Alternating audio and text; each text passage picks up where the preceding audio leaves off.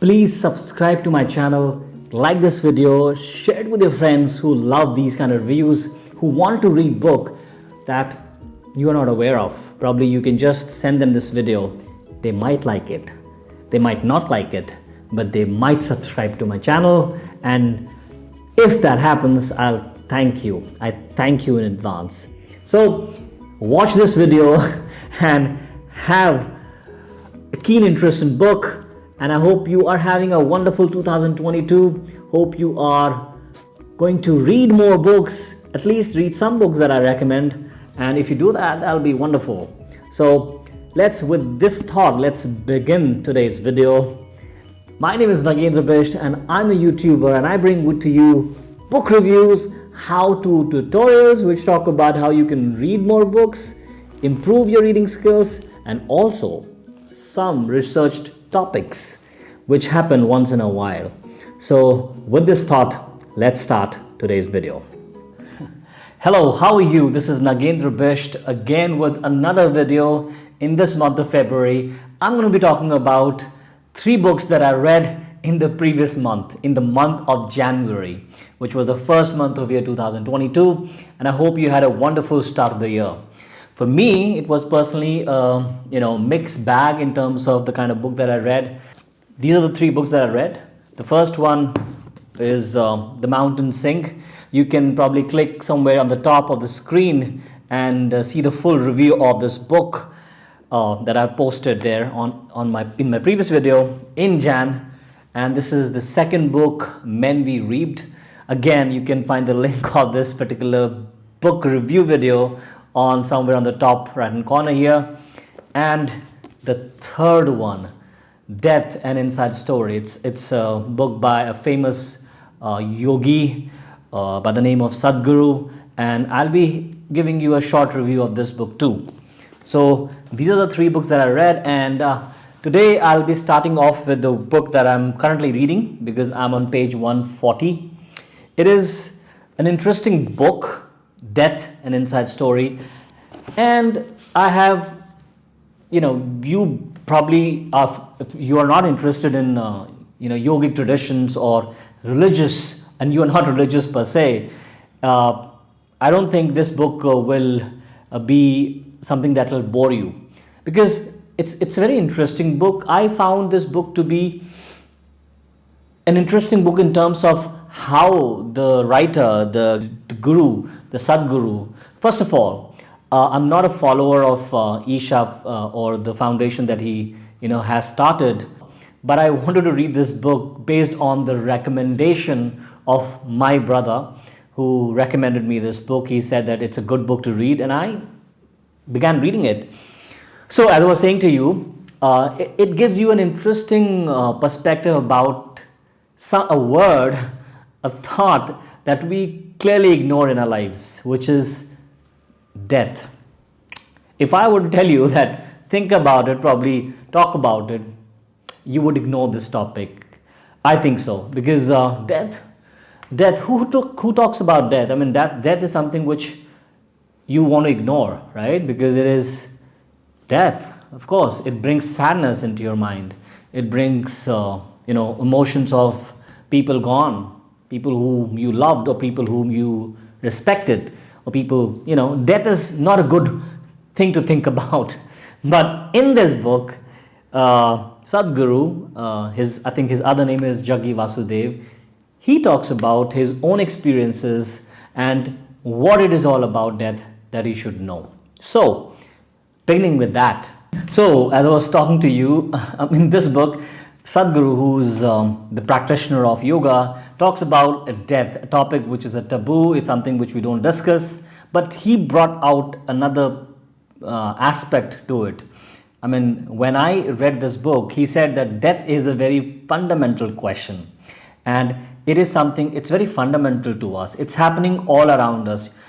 He says that, everybody dies. You don't know, you're not aware that somebody or lots of people or hundreds of people or even lakhs of people would have died in India tomorrow when you wake up in the morning, which is true, because we don't really realize that death is happening all around us every moment.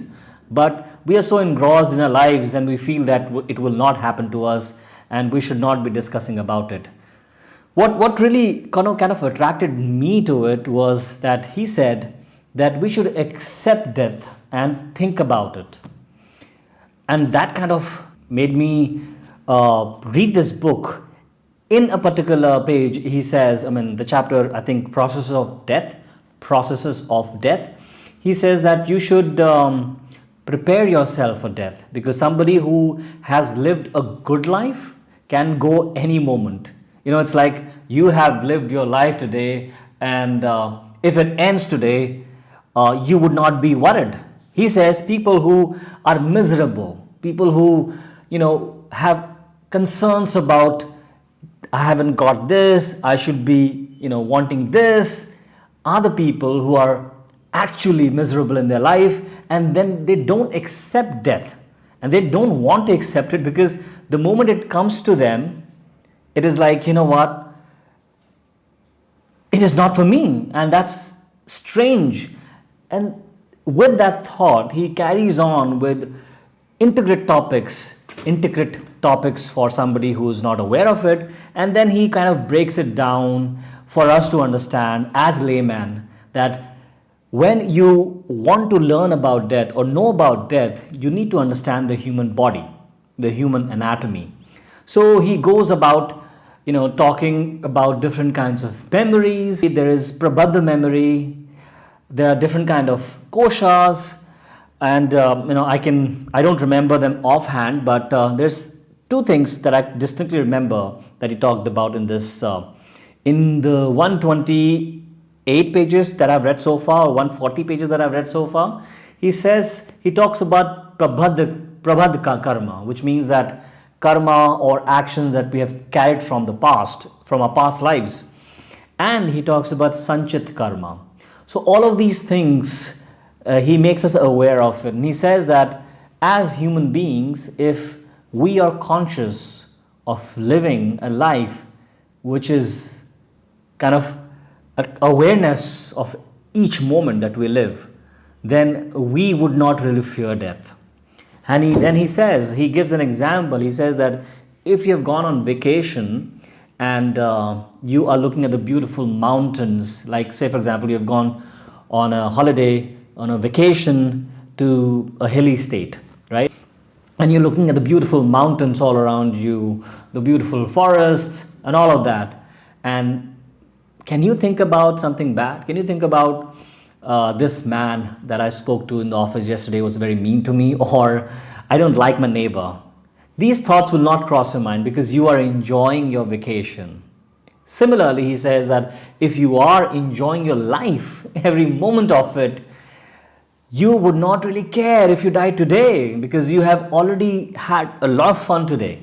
And what is the problem if it comes to you? So what he's trying to say, essentially, what I could get from his conversation, could get from his what he's written here, it's like a conversation actually, that you feel that you need to live life, and for that he says yoga gives you that ability to live consciously, wherein every day we are affected by our emotions, by our actions, and we do a certain thing based on what we are thinking, or what our emotions are telling us, what our emotions are telling us. But when we are in yoga, we kind of realize that the truth is something else, which we need to experience. So through sadhana, as he says it, you're able to develop that consciousness that's all around you, that's in the cosmos.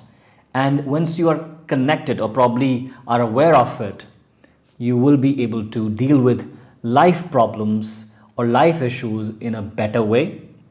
And you would not be building those karmas, those actions which are not good for you. And as you keep doing it, you would lead a perfect life. This book talks about how through sadhana one can overcome or handle things that disturb us, things that overwhelm us. And he also talks about 3 dimensions of life, which are energy, memory and time. This book also talks about 8 kinds of memories, and depending on our karmas, our actions, our karmic memory gets developed. Now, this book talks not only in detail about what yoga is, but it also talks about why to do yoga. Now, this is something pretty different, which I have not experienced before. And after reading this book, I got an entirely different perspective, different aspect to yoga, which is really encouraging for someone like me who has little yoga experience. Well, now you can say that this book talks about spiritualism, Indian philosophy, religion, and kind of propagates his way of yoga, Isha Foundation yoga, all of that. I mean, you can always allude to that. I will not disagree with you. But if you read this book, just from the point of view of the kind of information you are getting or adding to your knowledge, is something which attracted me to this book. Death is a subject which not many people talk about. I'm something which I don't know. There could be books that are about death, but I haven't heard of those books. So this book, when I read about it, I kind of got interested in what it is all about. So I've read about 140 pages, as I've said to you. And who says that? Who says that you should welcome death in your life and you can die any moment and you should? And you know, it is as if that you live for today. This idea, this feeling that you have, I mean, everybody says that. Carpe diem, it means right now. Whatever it is, it's right now. So in a way, it says, this book for me says that yoga is living in the present moment without worrying about your future or thinking about your past. And how to do it? It's something which he beautifully explains in the chapters where he talks about different aspects of memories, yoga, and examples. He's a master storyteller. He gives you various examples which are funny, hilarious, and you would love them. So it is a wonderful book. I have enjoyed this book till now. I would say there were certain aspects which I did not understand completely, but it happens with these kind of books where, you know, things are not simple, because it's about yoga, it's about spiritualism, it's about things that are different, which are not in your domain. You know, you don't hear about these things a lot. So this was about this book. The second book that I read was Men We Reaped. As I said, I have talked about this book. A detailed review is in the section in you know, probably you can see it right on the top, the link that I might have placed here, that I would have placed here. You can see the link here and know about that review. Watch the video if you want to know more. But Men We Reaped. So Men We Reaped is a wonderful book. It's about black community living in Delisle, Mississippi. The writer has experienced this life. It's a memoir. So in this, she talks about what black community goes through on a daily basis. It also talks about the death of 4 young black men and how they died, how the system kind of took their life. And through their life and through her family's life, she explains in detail the nitty-gritties of being a black living in 1980s, 1990s, and 2000. She also talks about her mother, who is a single mother who's raising her and her 3 siblings, and of the 3 siblings that she had, one dies, and that is a difficult chapter to read. For me, it was really painful when you see somebody, in their family dying. And the way she has captured the life of the South is interesting. The way she has captured the childhood of their childhood is wonderful. You will love moments of togetherness when they are going on a drive around the city in their car, and how they forget what's going on in their lives.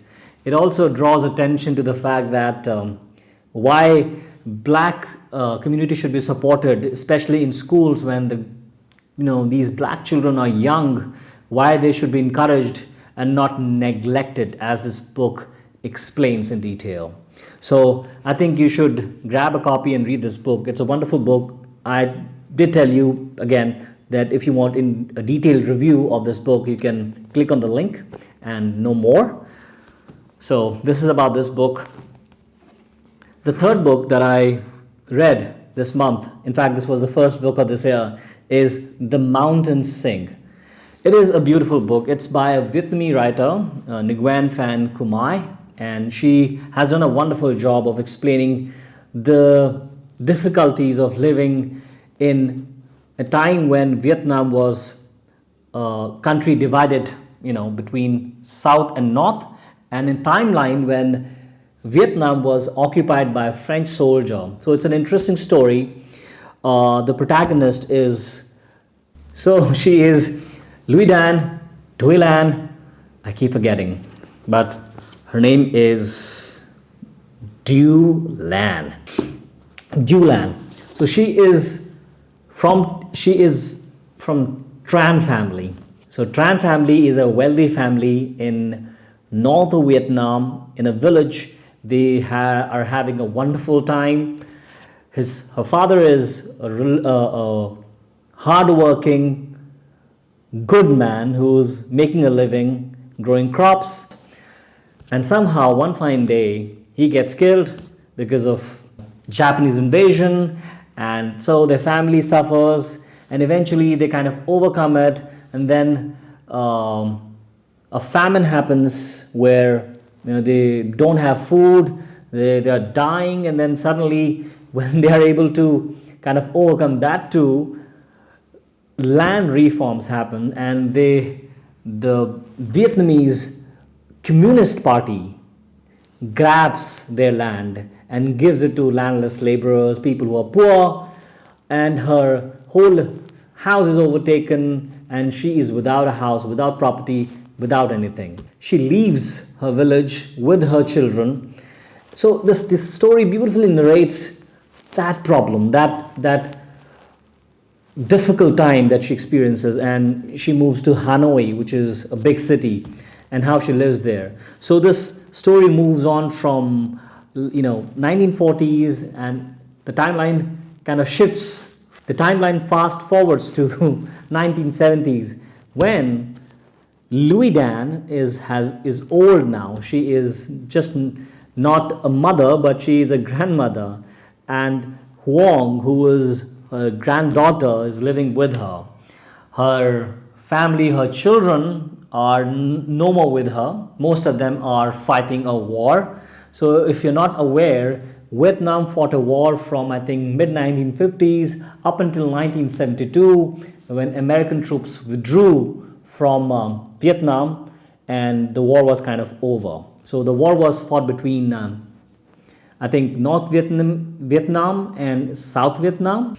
So this war continued till then, and her family, Liu Dan family, is fighting this war. Her children are fighting this war, and she's with her granddaughter, and she is experiencing the troubles or the difficult life again. So it kind of shows the difficult life of the family, and it also showcases the close bond between grandmother and granddaughter Huong, how they live this difficult life, how they overcome all the problems ahead of them, and how the family finally unites and everything is kind of sorted in a hunky-dory way, which happens in all the movies. I like this book. I mean, I would not say that I did not like this book, but I did not like the end, to be very honest with you. It was too good to be true. And I felt that, yeah, this happens with life, this happens in life, but can somebody be so good? Well, if you want to know what it's all about, you should read this book. It's a wonderful book. I highly recommend it. But again, I said, the writing is beautiful. It's full of Vietnamese proverbs. We have Hindi proverbs here, we talk about English proverbs, but this is the first time I got to know about Vietnamese proverbs. And writer has beautifully put these proverbs in the story, and also beautiful village life of Vietnam is shown here, where the young Louis Dan is living with her family, with her brothers, with her father and mother, with a master who teaches her and who has a connection. So you will see what happens when you read the book. And this is beautiful until what happens next, as I've explained to you. So these are the 3 books that I read, and I hope you like this review, like this short wrap up of the books that I've read this month. And if you liked it, please give a thumbs up, subscribe to my channel, and I hope you continue supporting me and watching these videos. So thank you so much, and you have a wonderful day. Today is a monthly wrap up, which means that every month I'll talk about books which I have read at the end of the month. That's the idea. The Mountain Sing, The Men We Reaped, and Death. I think next month I might read more books. I will read more books.